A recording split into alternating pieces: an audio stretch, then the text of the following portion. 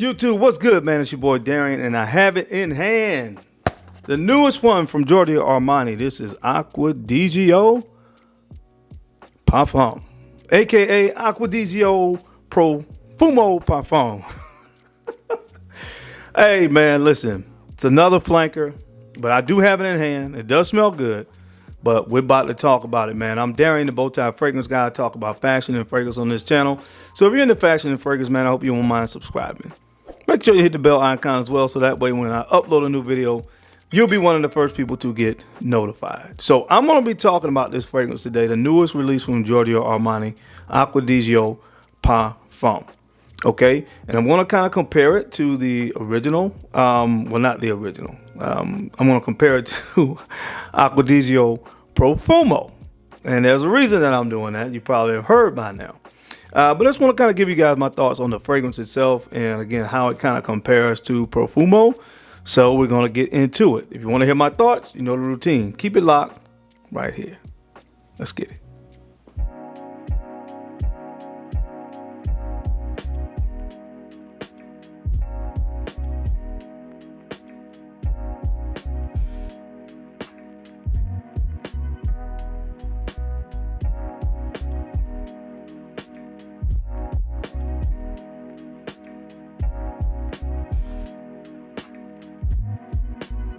The Bowtie Fragrance Guy.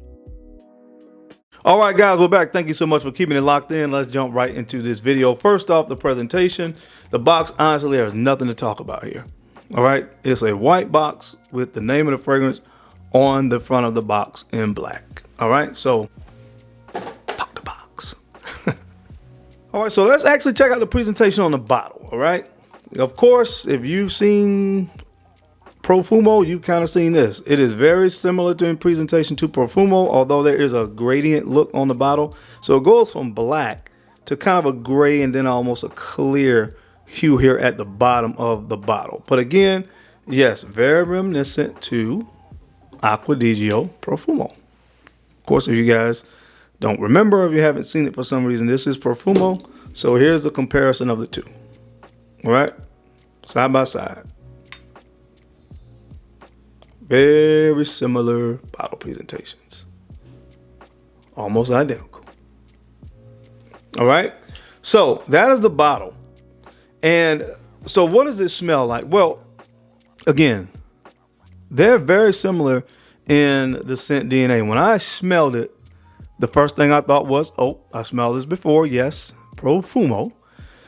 And then I started to get a little bit more of a green undertone to this fragrance. And this before I looked at any type of notes or anything like that. It smelled like a more greener, less kind of earthy, incensey version of Profumo when I smelled it. And when I looked up the note breakdown, I was correct. That's exactly what it is. The only thing they did with this fragrance is they took the incense out of Profumo and put in Orbinum.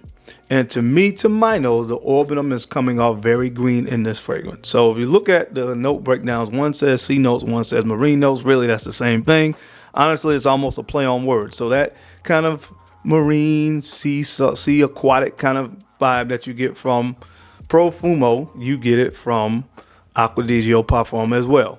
Now, there's the rosemary in here as well, the clary sage in here that's giving that kind of green, kind of clean lavender kind of feel to the fragrance as well. So that is present in both fragrances, and both of them do have patchouli. So that slight earthiness that I really loved about Profumo, you're actually going to get that in Acqua Di Gio Parfum as well.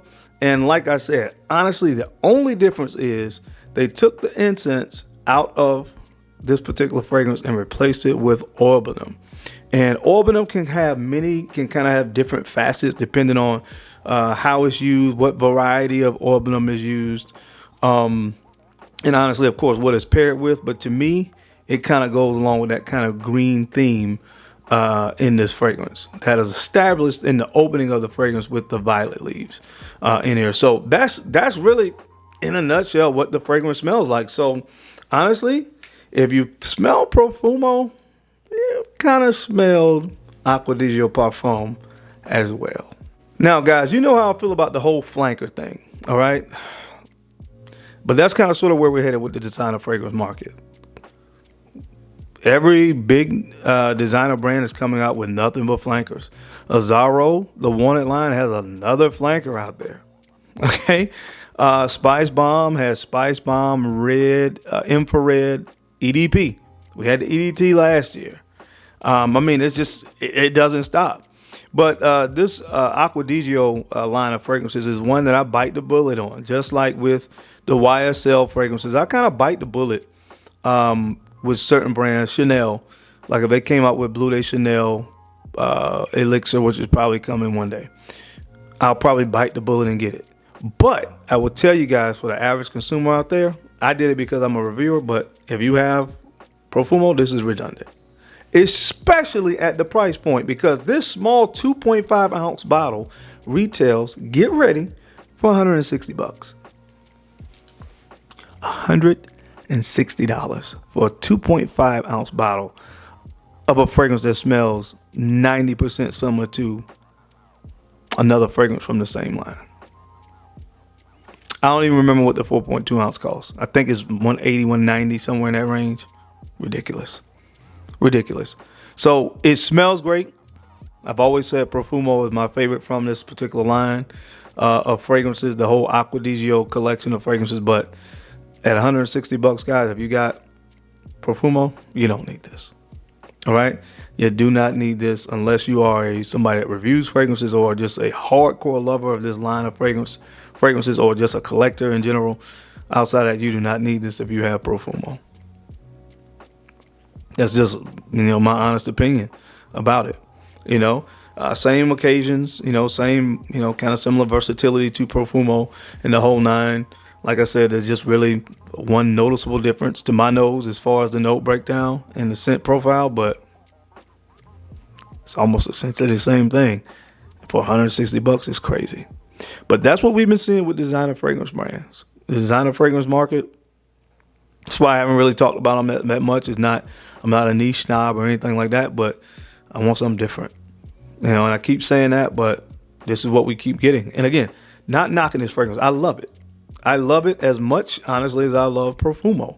But I'm just talking about for the average person out there, and from the standpoint of being someone that just loves this hobby, there's several things wrong with this. And it's not just this fragrance. Of course, you guys know how I feel about it. But that's what it is. I mean, think about it. Dior Sauvage came out with Elixir for a 2 ounce bottle. It was 150 bucks. Insane. But, those are my thoughts on it, man. I mean, what do you guys feel about it? You know how I feel about designer fragrances as of late in general, the redundancy of it. But what do you guys think? I would love to hear your thoughts. If you've already put your nose on it, I would love to hear from you down in the comment section. But that is it. That is all I have for you guys today. I hope you enjoyed the video. Of course, don't forget to like, comment, and subscribe. And make sure you're sharing these videos out to some other folks out there that you think could use this information or find it entertaining. Because I'm your guy, Darren. I'm the Bowtie Fragrance Guy. I love to look good, and of course, I love to smell amazing. So until next time, guys, keep looking good. Keep smelling even better. I'll catch you on the flip side. Peace.